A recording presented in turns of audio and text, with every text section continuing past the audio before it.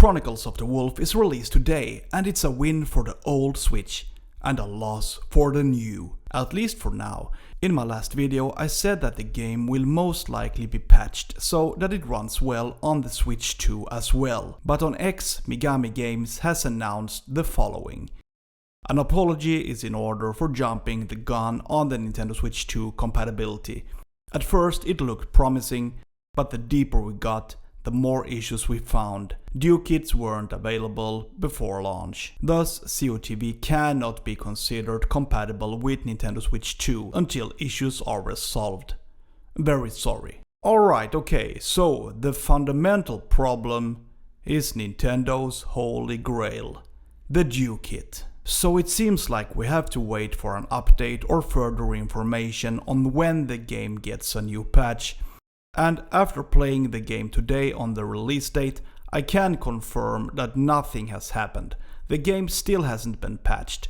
But the question is really how big the problems are on the Nintendo Switch 2. Is it really that bad and problematic? By and large, it's a game that works well regardless in my opinion. But there are clear differences. On the Switch 2, you see flashing menus that can be quite annoying if you're constantly switching between the game and the menus. In addition, I have experienced problems with the frame rate in certain areas. However, I want to point out that it occurs relatively rarely and actually nothing that I think ruins the overall experience. The frame rate problems are there, but usually not. Okay, kind of a bad example, but I would say that if I play for 1 hour, it is not noticeable for more than like 20 to 30 seconds. That is, you run through a smaller area and notice that the frame rate drops. As soon as you get out to a new place, the problems disappear. And it may even be the case that if you return to the place where there were frame rate problems, you discover that everything flows well again. I don't think it has affected me from progressing in the game. There are tons of enemies and bosses in the game, and no matter what, I have rarely found it to be problematic. The battles have been fought in a fair way. Just to give an example, this is one of the early bosses in the game. The giant wasp has a couple of attacks that are best avoided by using high mobility.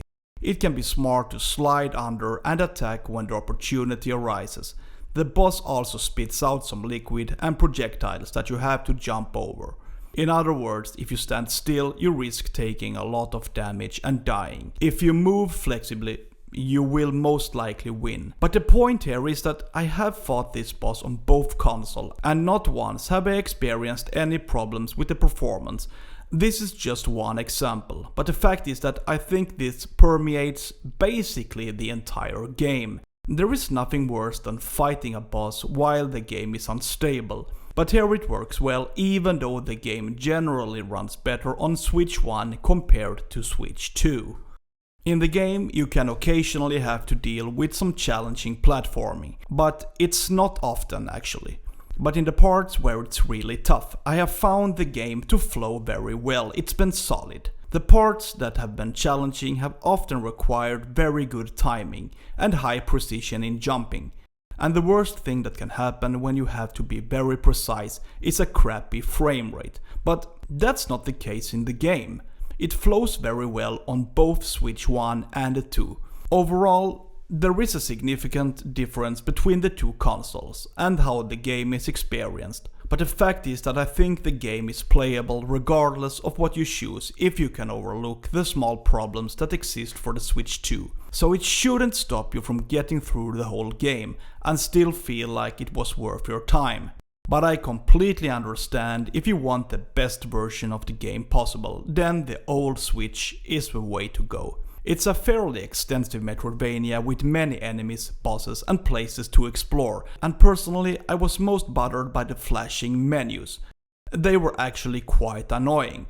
But at the same time, I think it's such a small part of the game that it's not a huge problem to deal with. But I still want to highlight that it's not a perfect game for the Switch 2, and if you are unsure about the purchase, then it might be better to wait. With that said, if you have anything to add or you simply disagree with what I think, please comment below. Feel free to subscribe to my channel and give the video a thumbs up. Have a great day. See ya!